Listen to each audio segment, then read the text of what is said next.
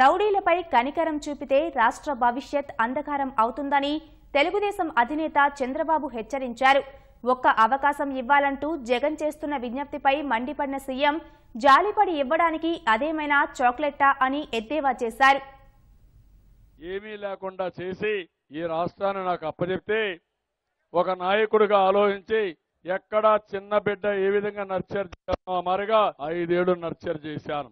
నాకంటే బాగా చేసేవాళ్ళు వీళ్ళు ఎవరూ లేరు. నరేంద్ర మోడీని తేలిపోయాడు ఏం చేయలేక. యువత ఒక శక్తివంతమైన యువతగా తయారు చేస్తాం మిమ్మల్ని. అందుకే ముఖ్యమంత్రి ఇవ్వనేస్తాం. నిరుద్యోగ భృతి 2000 రూపాయలు ఇస్తున్నా. అమ్మా నాన్న పైన ఆధారపడవలసిన అవసరం లేదు. నేనే మీకు గార్డియను. మీ యొక్క జీవితాన్ని మెరుగుపరిచే బాధ్యత, క్యారియర్ ని బిల్డప్ చేసే బాధ్యత నాది నాది అని మరొకసారి మీ అందరూ తెలియజేస్తున్నా. ఆ కోడి కత్తి పార్టీకి ఎన్ని సమస్యలు ఉన్నాయో మీరే చూడండి. వాళ్ళ చిన్నాన్న చనిపోతే తమ్ముళ్ళు ఎన్ని డ్రామాలు. రేపు మిమ్మల్ని కూడా చంపేసి గుండెపోటు కింద రోడ్డు మీద పాడేస్తారు తమ్ముళ్ళు. పోయినసారి వ్యాపారస్తుల్ని జైల్లోకి తీసుకుపోయాడు, ఐఏఎస్ ఆఫీసర్లు జైల్లో తీసుకుపోయాడు. రేపు కూడా మళ్ళా అదే. జగన్మోహన్ రెడ్డికి అనుభవం ఉందా తమ్ముళ్ళు ఏమైనా? ప్రతిరోజు అంటే నాకొక్క అవకాశం ఇవ్వండి, నాకు ఒక అవకాశం ఇవ్వండి, ప్లీజ్ ఒక అవకాశం ఇవ్వండి, ప్లీజ్ ఇంకొక అవకాశం ఇవ్వండి. ఏం తమ్ముళ్ళు ఒక చాక్లెట్ పోతే పోయిందని ఇవ్వడానికి, 100 రూపాయల ఇవ్వడానికి?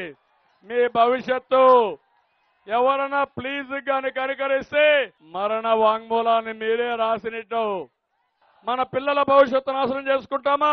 ఒక రౌడీల కోసం మనం త్యాగం చేయాలనా? ఎవడొచ్చినా చేస్తాడు కదా అని అనుకుంటే మీరు చాలా తప్పుపడినట్టు అవుతుంది. మొత్తం మునిగిపోతాం. పింఛన్లు రావు, పరిశ్రమలు రావు, అన్ని ఇబ్బందులే వస్తాయి.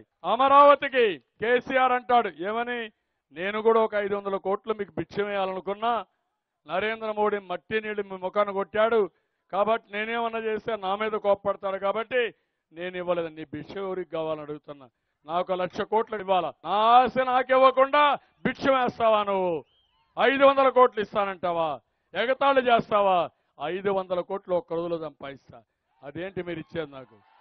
నరేంద్ర మోడీ నన్ను గాని దొరికితే మింగేస్తాడు గాని నేను కొరకరాని కొయ్యిగా తయారయ్యా. ఇప్పుడు కేసీఆర్ అన్ని పార్టీల్ని మింగేశాడు. ఇప్పుడు జగన్ పెట్టుకొని మన ఆంధ్రప్రదేశ్ మీద పెత్తనం చేసి సామంత రాజ్యంగా చేసుకోవాలనుకుంటున్నాడు. పాపం 1000 కోట్ల రూపాయలు పంపిస్తున్నాడు, 2000 కోట్లు పంపిస్తాడు, ఓటుకి 5,000 ఇస్తారు, నాయకుడికి 1,00,000 రూపాయలు ఇస్తారు, కులం తెస్తారు, మతం తెస్తారు. నేను ఒకటే చెప్తున్నా, మోడీ గారు, కేసీఆర్ గారు, జగన్ ముగ్గురు కలిసి ముసుగు తీయండి. దొంగ రాజకీయాలు వద్దు. చేతనైతే ధైర్యంగా రండి. ఒకవేళ నా ప్రజలు నన్ను వద్దరుకుంటే నమస్కారం పెడతాను తప్ప అంతవరకు నేను పోరాడతాను. తొక్కతారా మమ్మల్ని? మేము బతుక్కోకూడదా ఈ దేశంలో? ఈ ఎన్నికల యుద్ధంలో గెలుపు మందే కావాలి. శత్రు శేషం మిగలడానికి వీలు లేదు.